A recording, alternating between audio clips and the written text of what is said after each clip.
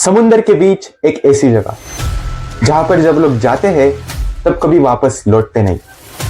ना कोई सिग्नल, ना कोई मदद, सिर्फ एक ही चीज मिलती है, खामोशी।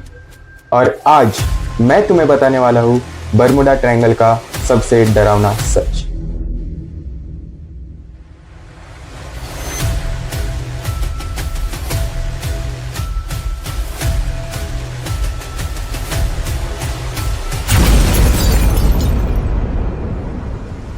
बरमुडा ट्रायंगल अटलांटिक ओशन का वो एरिया है जो फ्लोरिडा, बरमुडा और पुएर्टो रिको के बीच में आता है।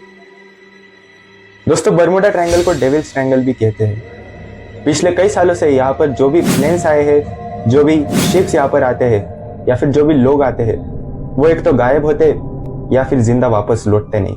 और दोस्तों, पता है सबसे शॉकिंग बात क्या है? ये जो भी प्लेन्स गायब होते हैं या फिर जो भी शिप्स गायब होते हैं, उनका नामो निशान तक नहीं मिलता। आखिर क्या है बरमुडा ट्रायंगल का असली सच? चलिए जानते हैं इस वीडियो में।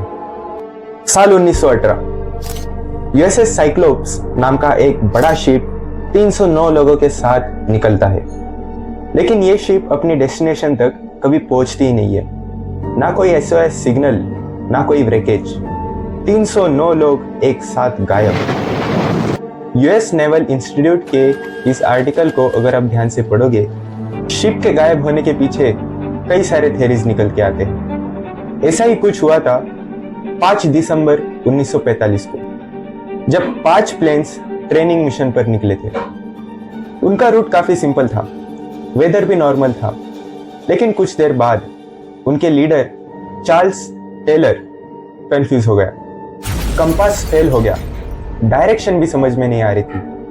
आसमान और समुंदर एक जैसा लगने लगा और धीरे धीरे फ्यूल भी खत्म होने लगा और फिर एक एक करके सारे प्लेन्स गायब हो गए।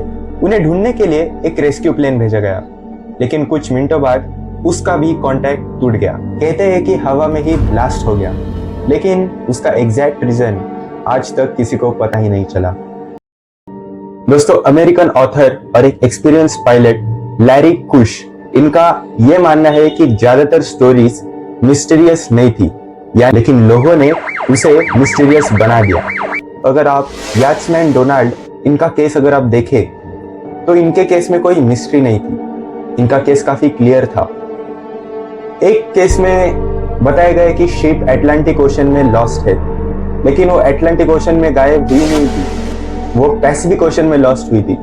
यानी कि ये पूरी केस कंप्लीटली डिफरेंट है। तो लैरी ने जब कई सारे न्यूज़पेपर्स को एग्जामिन किया, तब उन्हें यह पता चला कि ज्यादातर केसेस में एक्सीडेंट्स, खराब वेदर यही रीजंस थे।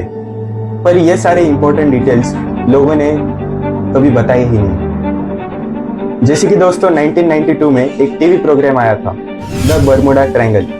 इसमें इन्होंने सच सामने लाने की कोशिश की। दोस्तों, लॉयर्स ऑफ लंदन, जो कि लंदन के एक फेमस इंश्योरेंस कंपनी है, इन्होंने पता लगाया कि क्या सच में इतने सारे शिप्स यहाँ पर डूबे। इन सब का रिजल्ट आया नहीं।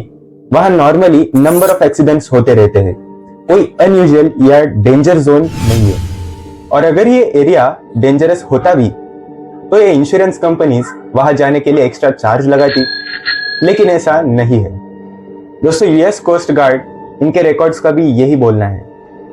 डिसअपीयरेंस का नंबर बहुत ही कम है। दोस्तों, बरमुडा ट्रायंगल उतना डेंजरस है नहीं जितना लोग उसे कहते हैं। रोज हजारों शिप्स और प्लेन्स यहाँ से सेफली गुजरते हैं। यूनाइटेड स्टेट्स कोस्ट गार्ड्स का यह कहना है कि बहुत सारे स्टोरीज जो बुक्स में लिखी गई होती है, वो या तो गलत होती है या फिर वो इनकम्प्लीट होती है।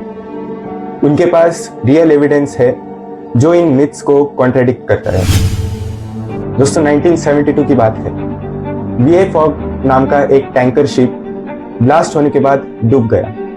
इस घटना पर बरमुडा ट्रायंगल के ऑथर्स ने क्या कहा? उन्होंने कहा कि सब लोग मिस्टीरियसली गायब हो गए। सिर्फ शिप का कैप्टन मिला, वो भी चेयर पर कॉफी कप पकड़े हुए।